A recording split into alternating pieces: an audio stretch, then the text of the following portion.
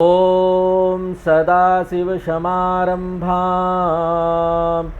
शङ्कराचार्यमध्यमाम् अस्मदाचार्यपर्यन्तां वन्दे गुरुपरम्पराम्। ओम। पिछले क्लास में हम लोग 19 नंबर श्लोक तक देख चुके थे। 14वें अध्याय का 20 नंबर श्लोक पढ़ेंगे। 20 नंबर श्लोक बहुत महत्वपूर्ण श्लोक है। सिर्फ 14वें अध्याय का नहीं, संपूर्ण गीता का महत्वपूर्ण श्लोक है। याद कर लेना चाहिए, लोग कोट करते हैं श्लोक को, इतना महत्वपूर्ण है। तो 20 नंबर श्लोक पढ़ते हैं।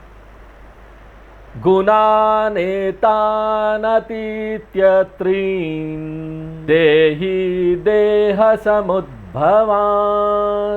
जन्म मृत्यु जरा दुःखैः विमुक्तो मृतमश्नुते। तो यहाँ पर आ गया कि ज्ञान का फल यहाँ बताया गया है। क्या होगा?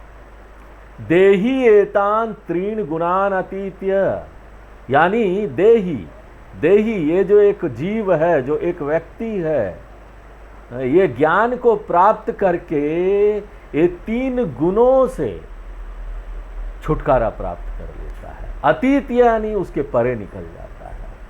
परे निकल जाना, छुटकारा प्राप्त कर लेना का क्या अर्थ है? अपनी पहचान नहीं बनाना इन 3 गुणों से।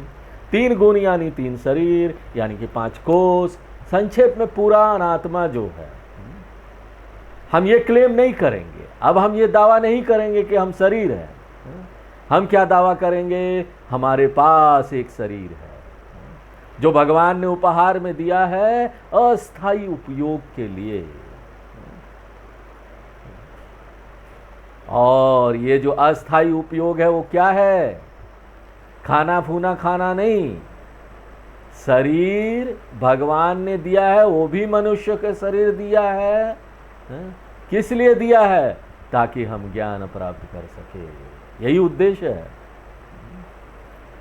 किस तरह का ज्ञान? हम ये शरीर नहीं है, हमको ये शरीर टेम्पोररी मिला है, अस्थाई रूप से मिला, यूज करने के लिए। यूज इट, ऐसे इंस्ट्रूमेंट समझ के यूज कीजिए। इसको बोला जाता है अतीत्य। तैत्रीय उपनिषद में आता है कि एतम अन्नमयात्मानम उपसंक्रामति प्राणमयात्मानम उपसंक्रामति। एतम अतीत्य यानी क्या हुआ? उपसंक्रमण्य। ये 3 गुण किसका है? देह समुद्भवा। देह समुद्भवा, समुद्भव यानी कारणम, देह यानी शरीर। तो देह समुद्भवा यानी स्थूल शरीर का कारण, और कारण है शरीर का यानी जन्म का कारण।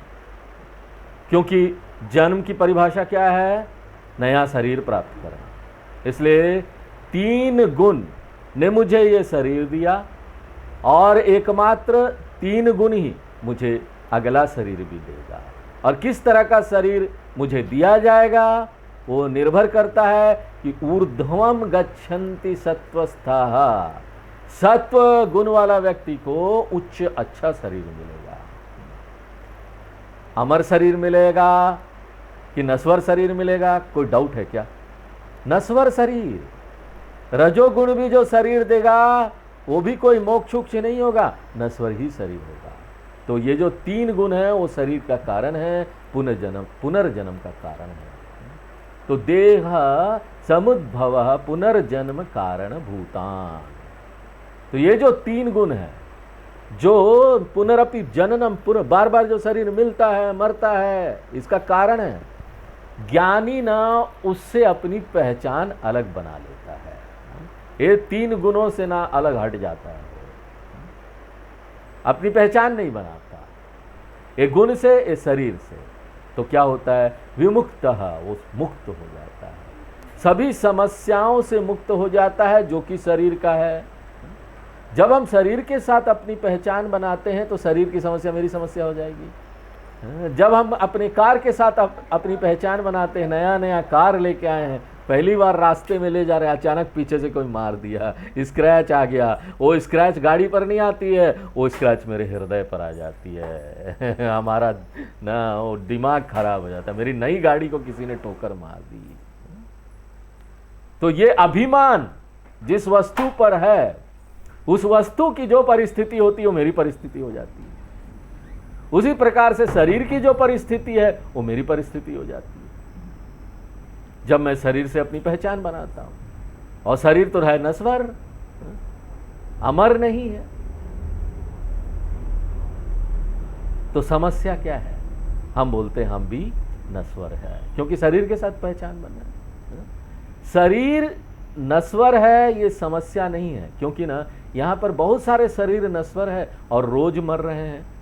अखबार में देख लीजिए, ऑबिचुअरी कॉलम, वो जो मृत्यु वाला कॉलम आता है, उसमें लोगों का आता है इसका चौथा उठाला है, इसका ये है वो है जो भी है, श्राद्ध है, तर्पण है।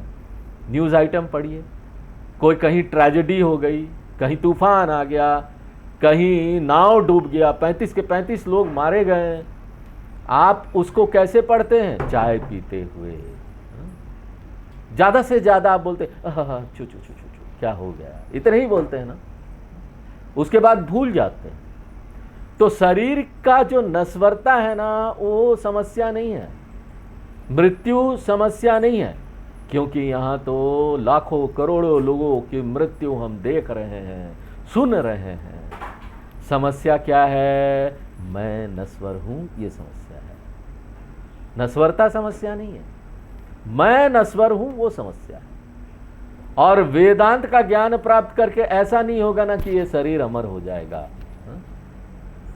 वेदांत सिर्फ उस आइडिया को दूर कर देता है कि मैं ये नश्वर शरीर हूं। ये जो मेरा सोचना है, ये जो थॉट है, ये दृष्टिकोण है, उसको दूर कर देता है। किस प्रकार से दूर करता है? मुझे इस सत्य की शिक्षा देकर। ये सत्य है ना, झूठ मान के जी रहे थे। जब शास्त्र पढ़ते हैं पता चलता इतना बड़ा झूठ कि मैं नश्वर शरीर हूं, मैं तो अमर आत्मा हूं, इस नश्वर शरीर के पीछे का वो आत्मा। इसलिए विमुक्त, जो भी शरीर की समस्या है उससे मैं फ्री हो जाता हूं। शरीर की समस्या क्या क्या है? पहला जो शरीर का समस्या है ना, वो जन्म है। जन्म अपने आप में एक समस्या है। क्यों? शुरू में मां के गर्भ में बंद होके रहना पड़ेगा, अंदर अंधेरे कमरे में। मां जो खा रही है, अगल बगल सब गंदगी है। और जन्म हुआ, जन्म के बाद क्या समस्या है? उसका जो परिणाम सब है, बचपन में क्या समस्या है? खाना पीना सब जो माँ दे देती है वही खाएंगे, वही बिस्तर में। अब ज़्यादा हम नहीं बोलेंगे है ना, यहाँ पर आप सब लोगों को पता है। जातस्व ही ध्रुवो मृत्यु ध्रुवम जन्म मृतस्य च, मरनम अगला समस्या हो जाएगा। अगर जन्म हो गया तो मरना अगला समस्या है। इन दोनों के बीच हम झूलते रहते हैं। और यहां पर कुछ लोग हैं, आपको बड़े अच्छे से आकर बोलेंगे, नहीं नहीं स्वामी जी, मृत्यु से तो हमको डर नहीं लगता। अगर कोई ऐसा बोल रहा है ना, वो रियली ब्लफ मार रहा है, झूठ बोल रहा है। कई लोग ऐसा भी बोलते हैं, नहीं नहीं स्वामी जी, मुझे ना मृत्यु से डर नहीं लगता, लेकिन भगवान से एक ही प्रार्थना है कि मेरी मृत्यु ना तुरंत हो जाए, इंस्टेंट, जैसे ऐसे बैठे हुए मर गए, अचानक से रात को सोएं और सुबह उठे नहीं। तो ऐसे लोग हैं, बोलते हैं कि हम मरनम से नहीं डरते, लेकिन ना बोलते हैं हम ना बुढ़ापे से जरूर डरते हैं। बुढ़ापा में ना जब शरीर काम ना करे तो मर जाना चाहिए। तो इस तरीके से ये सारा दुख जो आता रहता है, दूसरी और समस्याएं आती रहती है, लेकिन सचमुच में बोले तो वो समस्या नहीं है। शरीर बढ़ता है, जन्म लेता है, फिर वो उसका क्षय होता है, मृत्यु होती है। सचमुच में ये समस्या नहीं है, ये तो प्रकृति है ना शरीर का। जिस तरह से अग्नि की प्रकृति क्या है? गर्म होना है ना, उसका नेचर है ना। Heat is the nature of the fire, वो उसका स्वरूप है। अग्नि जलाओ गर्मी होगी। उसी प्रकार से बर्फ है ना, उसकी प्रकृति क्या है? ठंडा होना, वो ठंडा होगा। आप बर्फ को छू के नहीं बोले स्वामी जी ठंडा लग रहा है, अरे ठंडा है, उसकी प्रकृति है। उसी प्रकार से ये जो भी शरीर में विकार आता है, अस्ति जायते वर्धते विपरीणमते, ये सब विकार जो है, मॉडिफिकेशन जो है, वो शरीर की प्रकृति है। और ये जो प्रकृति है वो समस्या कब बन जाती है? If I refuse to accept the nature of the thing as it is, जो जिसकी प्रकृति है उसको वैसे ही स्वीकार जब हम नहीं करते हैं, विरोध करते हैं कि हम उसको स्वीकार नहीं करेंगे, तभी हमको दुख आता है। मान लीजिए कोई ये शिकायत कर रहा है, स्वामी जी ये जो अग्नि है ना गर्म है, अरे ये तो बेवकूफ़ी है ना, ऐसी शिकायत क्यों कर रहे हो कि अग्नि गर्म है? वो तो अग्नि हो गर्म होगी। तो अगर हम बोलेंगे हम मर जाएंगे, तो शरीर है मरेगा ही। विकार जो है शरीर में, उसको रेजिस्ट नहीं करना है, विकारों का विरोध नहीं करना है। अगर I will resist the modification, तो फिर समस्या वहां पर है, lot of sorrow will come, दुख आएगा। जब शरीर के साथ बहुत आसक्ति होती है ना, स्ट्रांग अभिमान होता है, तब ना हम रेजिस्ट करते हैं, विरोध करते हैं, नहीं नहीं ये तो नहीं छोड़ना चाहिए हमको, ये मेरा शरीर है। उस समय जब हम बहुत तीव्र रूप से आसक्त हो जाते हैं किसी चीज से, तो हमारा जो सोचने का शक्ति है, जो निष्पक्ष, जो ऑब्जेक्टिविटी है ना, वो खत्म हो जाता है। और जब हम इससे आइडेंटिफिकेशन हटा लेते हैं, हम बोलते हैं हम ये शरीर नहीं है, तो मेरा वही निष्पक्षता ना फिर से आ जाता है। पहचान बनाना शरीर से मेरे निष्पक्षता को खत्म कर देता है, नष्ट कर देता है। हम क्या बोलेंगे? सब मर जाए क्योंकि ये तो प्रकृति है। अच्छा उसकी मृत्यु होगी, क्या करे, जिसको आया, जो आया है वो तो जाएगा ही। सिर्फ जो मेरे घर के लोग हैं ना वो ना मरे, मेरे घर के अपने प्यारे लोग हैं ना वो ना जाए यहां से। इसलिए तो दूसरे अध्याय में कृष्ण भगवान ने हमको चेतावनी दिया। दूसरे अध्याय के 27वें नंबर श्लोक में कृष्ण भगवान ने बताया, जातस्य ही ध्रुवो मृत्यु ध्रुवम जन्म मृतस्य च तस्माद् अपरिहार्येर्थे न त्वं शोचितुमर्हसि। जब हम इस फैक्ट को खोज लेते हैं, सत्य को, कि हम एक साक्षी है, तो ना हम अपने शरीर को निष्पक्ष रूप से देखना शुरू कर देते हैं। और जिस क्षण ये निष्पक्षता आ जाती है, मैं ये स्वीकार करता हूँ कि ये जो शरीर है इसमें कोई स्पेशल बात नहीं है, ये जो मेरा शरीर है वो वैसा ही है जैसे दूसरे लोगों का शरीर है, इसलिए ये भी बढ़ेगा, ये भी नष्ट होगा, एक दिन इसकी भी मृत्यु होगी। तो ऐसा साक्षी का ज्ञान है ना, वो मुझे निष्पक्षता प्रदान कर देता है मेरे शरीर को लेकर। बुढ़ापा एक सत्य है, इसका स्वागत कीजिए। अगर आप स्वागत नहीं कर रहे हैं, कम से कम विरोध मत कीजिए, नहीं नहीं मेरा बुढ़ापा तो आना नहीं चाहिए, झुर्रियाँ उर्रियाँ, बाल सफ़ेद हो गए हैं, चलो रंगाई करते रहो। और ये बुढ़ापे के साथ बहुत सारी और चीज़ें भी आएगी, जो जोड़ वगैरह है ना, वो आपको समझ में आ जाएगा, अच्छा यहाँ जॉइंट भी है क्या, सारे जॉइंट में दर्द होना शुरू हो जाएगा, और सभी जॉइंट चीख चीख कर बोलेंगे, I am here, I am here, I am here, मैं यहाँ पर हूँ। और जो कान है ना वो भी कम सुनना शुरू कर देंगे, आंखें जो है कम देखना शुरू कर देगी। बुद्धि तो हमेशा से समस्या रही है, इसलिए ये सारी चीज क्या है, नेचुरल है, प्राकृतिक है। मैं इसको निष्पक्ष रूप से देखता हूं और इसको स्वीकार करता हूं। और एक बार ये ऑब्जेक्टिविटी आ गया ना, तो ये जो समस्या का तीव्रता है ना, इंटेंसिटी है ना, वो नीचे आ जाता है। इसको शास्त्रों में बोलते हैं अभिभाव तरीका। समस्या दूर नहीं होती, शरीर की समस्या तो वही रहेगी। ये जो मेरा शरीर है उसकी सब जो चीजें विकार है वो सब आएगी, लेकिन अब मेरी ना दृष्टिकोण उसमें परिवर्तन हो गया, नए दृष्टिकोण से मैं इस चीजों को देख रहा हूं। अब समस्या मुझे समस्या नहीं लगती, इतनी बड़ी नहीं लगती जीवन में। जिस तरह से सूर्य उगता है ना, तो तो तारों को क्या होता है, दिन में तारे है कि नहीं, बोलिए, आकाश में है कि नहीं, तारे हैं ना आकाश में। हम जानते हैं कि दिन में भी आकाश में तारे हैं, लेकिन होता क्या है, ऐसा लगता है कि वो है ही नहीं। किसके कारण? सूर्य की रोशनी के कारण। सूर्य की रोशनी इतनी पावरफुल है कि वो तारों को छुपा देती है। वो तारों को नष्ट नहीं करती, लेकिन तारों को ऐसा बना देती है जैसे वो है ही नहीं।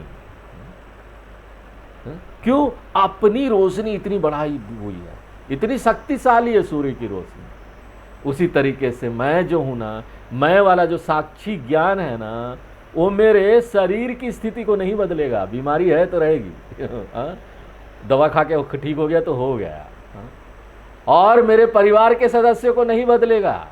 कोई खूड़स्ता सदस्य है जो आपको परेशान कर रहा हो तो वही रहेगा, ज्ञान प्राप्त करने के बाद भी आपके बगल ही में रहेगा। जो पानी की समस्या आ रही है, जो घर की दूसरी समस्याएं आ रही है, ये टूट गया वो टूट गया, वो सब भी नहीं बदलेगा। प्रारब्ध जो आने वाला वो आएगा, लेकिन अब मुझे एक नया दृष्टिकोण मिल गया है। उस दृष्टिकोण से जब मैं इन सब चीजों को देखता हूं तो ये सब चीजें अब मेरे लिए कोई मायने नहीं रखता। तो यहां पर लोग ना हनुमान जी का उदाहरण देते हैं। हनुमान जी के लिए क्या था, समुद्र पार करना कितना बड़ा काम था, लेकिन जिस क्षण उन्होंने राम जी के बारे में सोचा, वो जो समुद्र था ना, एक छोटा सा तलैया बन गया। तलैया क्या होता मालूम? तालाब बड़ा होता, तलैया छोटा सा पानी का जमावड़ा। गोसपति कृतः वारासी, ये जो समुद्र है वो कैसा बन गया? छोटा तलैया बन गया। समुद्र का साइज नहीं बदला, लेकिन भगवान को याद करने से हनुमान जी को इतना शक्ति आ गया कि उस शक्ति की दृष्टिकोण से वो इतना बड़ा समुद्र भी उनके लिए छोटा हो गया। उसके बाद जो शक्तिशाली राक्षस लोग था, उनका क्या हुआ? मशकी कृता राक्षसम, जितने भी राक्षस लोग थे वो ना मशकी, मॉस्क्यूटो बन गया, कीड़ा बन गया छोटे। इसका अर्थ क्या है? अगर वो काटते भी ना, कुछ पता नहीं चलता। अब बताइए, जो ये मच्छर उछड़ आते हैं वो आपको काटते हैं, तो उसको नष्ट करने के लिए आप कितना मेहनत करते हैं? उसके लिए कोई तैयारी करते हैं क्या? आपको उसके लिए कोई एफर्ट नहीं करना पड़ता। बिना प्रयत्न के आप इसको नष्ट कर देते हैं।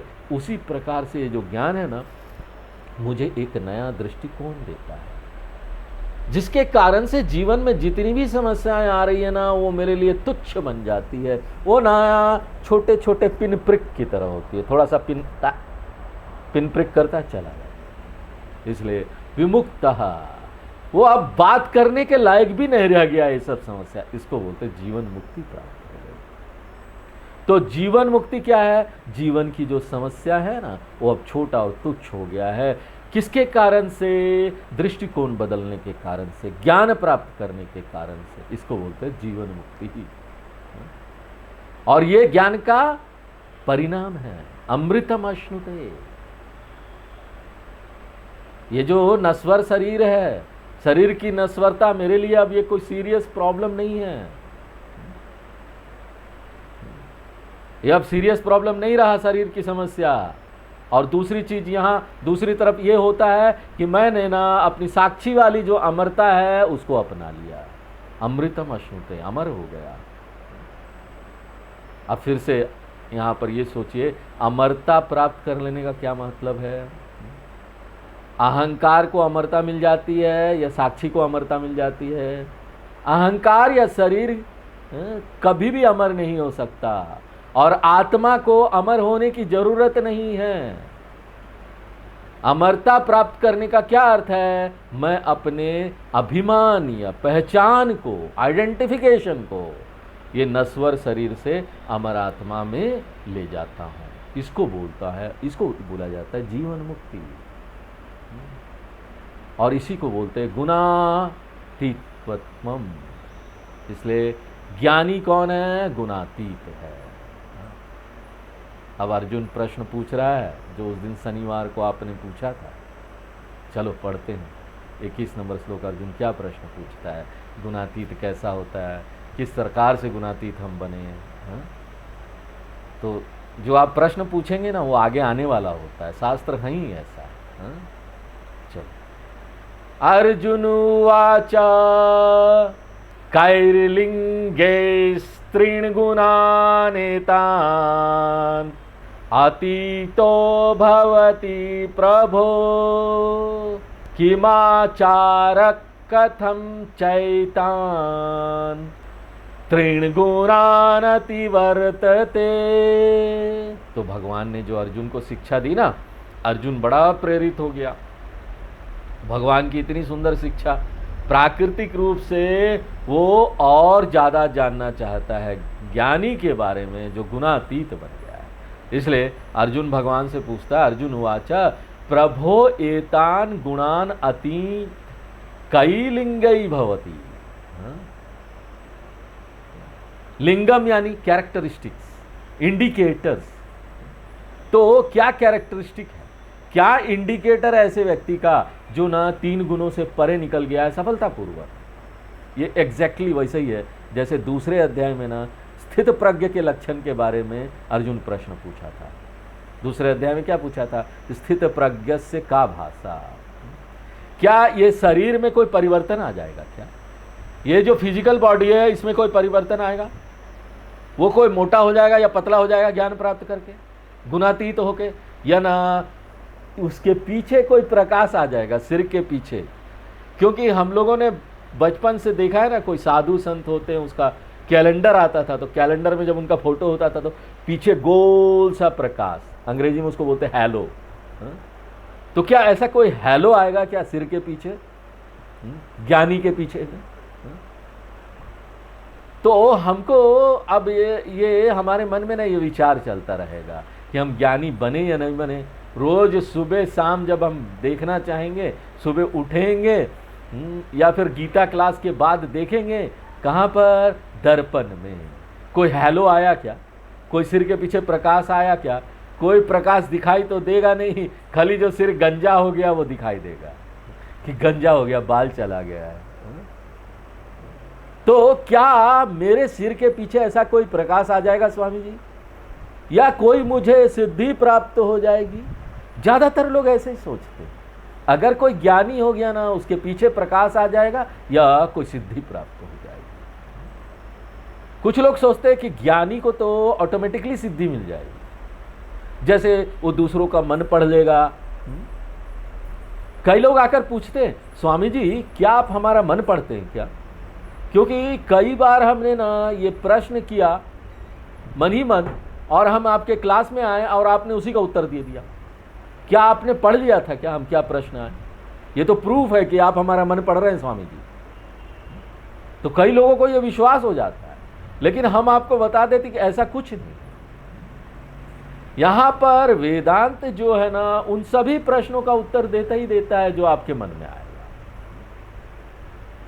अब हम यहां पर बोल रहे हैं, किसी के मन में प्रश्न आ रहा है तो किसी न किसी के प्रश्न का उत्तर तो यहां मिल ही जाएगा। इसलिए किसी के मन को पढ़ना, सिद्धि प्राप्त करना, ये सब कुछ नहीं।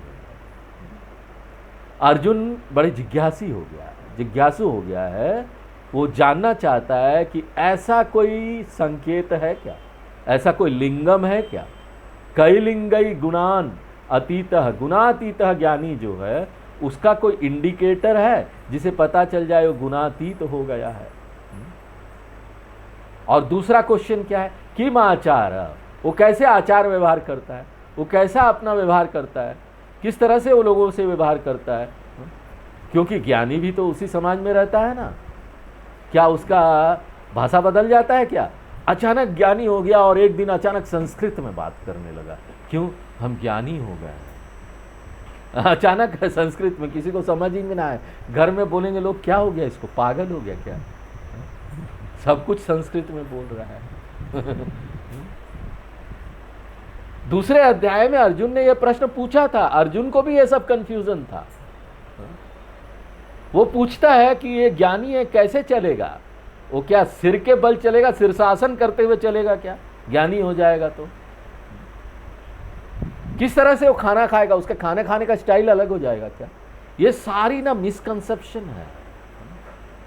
इसलिए देखिए कई लोगों का ना लंबा लंबा बाल है, अजीब प्रकार के कपड़े पहन लिए, दाढ़ी उड़ी है, और क्योंकि अब उसका डीएनए ऐसा है, बहुत गोरा है तो चमकता है, तो कई लोग सोचते हैं ना ये इंडिकेशन है, देखो ये ज्ञानी है। या सिर के बाल मुंडाया हुआ है, चुटिया रखे हुए हो तो ज्ञानी है। दाढ़ी बढ़ा हुआ है, या फिर सिर का बाल है ना, जटाएं बनी हुई है तो ज्ञानी है। तो उनको लगता है कुछ करना पड़ेगा हमको भी, कुछ जटाएं उटाएं बढ़ा रहते हैं, दाढ़ी बढ़ा लेते हैं तो ज्ञानी हो जाएंगे। देखिए यहां पर बाहर से कोई बदलाव नहीं होना, जो बदलाव होना है ज्ञानी बनने के बाद वो भीतर होगा, भीतर। हम सिर के ऊपर देखते हैं, बदलाव तो सिर के अंदर होने वाला है। यहां पर परिवर्तन कुछ नहीं होने वाला, परिवर्तन सिर्फ एक ही होगा, क्लियर अंडरस्टैंडिंग, स्पष्ट समझ कि क्या क्या चीज है। अगर आपको ये सारा जगत पता चल गया, अपने बारे में पता चल गया कि क्या क्या चीज है, सारे संशय दूर हो गए, तो आप सब चीजों के साथ रिलेट अच्छा कर पाएंगे, आपकी समस्या दूर हो जाएगी, उनके साथ रिलेशनशिप अच्छा बना पाएंगे। तो क्लियर अंडरस्टैंडिंग के अलावा यहां पर कोई डिफरेंस होने वाला नहीं है। वेदांत में हम लोग मिस्टिसिज्म को प्रमोट नहीं करते हैं। कई लोग बोलते हैं आई एम मिस्टिक साधु, लेकिन मिस्टिक उस्टिक हम लोग वेदांत में नहीं प्रमोट करते। मिस्टिसिज्म रहस्यवादी साधु संत, ये नॉन वेदांतिक सब्जेक्ट है, हम लोग इसमें नहीं जाते नहीं। वेदांत में कोई मिस्टिसिज्म नहीं है, एक बूंद भी नहीं है, even an iota of it is not there. कोई अगर रहस्यमय चीज आपको लग रही है, इसका मतलब वेदांत अभी समझ में नहीं आया। ये वेदांत क्लियर ज्ञान है, स्पष्ट है, स्पष्ट रूप से आप सत्य को समझेंगे, बस जो कंफ्यूजन है वो चला जाएगा। तो ये सारा कंफ्यूजन अर्जुन को भी था कि वो कैसे चलता है, कैसे रहता है, कैसे खाता है, क्या संस्कृत बोलता है, क्या उसका चेहरे के पीछे हेलो आ जाता है क्या। तो ये दूसरा प्रश्न है कि उसका कैरेक्टरिस्टिक कैसा है, व्यवहार कैसे वो करता है वो। और तीसरा प्रश्न क्या क्या है, कथम च एतान गुणान अतिवर्तते। ये एतान है, शैतान नहीं, चैतान नहीं है, च एतान पढ़ेंगे हम इसको। तो वो 3 गुणों से परे कैसे निकलता है प्रभु? कोई यात्रा करके जाता है क्या? कुछ लोग सोचते हैं कि ना यहाँ कोई यात्रा करना पड़ेगा, हमको चल के जाना पड़ेगा मुक्ति प्राप्त करने के लिए, मोक्ष प्राप्त करने के लिए हमको हिमालय का यात्रा करना पड़ेगा, हिमालय की गुफाओं में जाना पड़ेगा। नहीं तो कुछ लोग सोचते किसी और लोक में, some other realm, you know, ये आयाम ही अलग है। ऐसा कोई आयाम अलग फलग कुछ ही नहीं है ये। कई लोग सोचते हैं धीरे धीरे करके ना ये परिवर्तन हमारे अंदर आ जाएगा, वेट करते हैं उस परिवर्तन का। और कई लोग सोचते अचानक कोई घटना हो जाएगी, लाइट का प्रकाश हो जाएगा और हमको ना ये ब्रह्म ज्ञान हो जाएगा। यहां पर ना मुक्ति बोलकर कोई घटना नहीं है, टाइम के अनुसार कोई ट्रांसफॉर्मेशन नहीं है, और जगह के अनुसार कोई यात्रा नहीं है कि हम लखनऊ से दिल्ली चले जाएं तो मुक्त हो जाएंगे, हम लखनऊ से ऋषिकेश हरिद्वार उधर उत्तरकाशी उधर ऊपर चले जाएं हिमालय पर और तपस्या कर लें तो फिर हो जाएगा। कुछ नहीं, ये कुछ नहीं, it is nothing like that. ये क्लियर अंडरस्टैंडिंग है, स्पष्ट समझ है सत्य के बारे में। सत्य को क्या आँच है, अगर कोई चीज यहां जानना है ना, स्पष्ट समझ चाहिए, बस खत्म हो गया। हम शरीर नहीं है, हम आत्मा है, स्पष्ट समझ हो गई। ये दुनिया स्वप्न है, क्या करने से कुछ होगा क्या?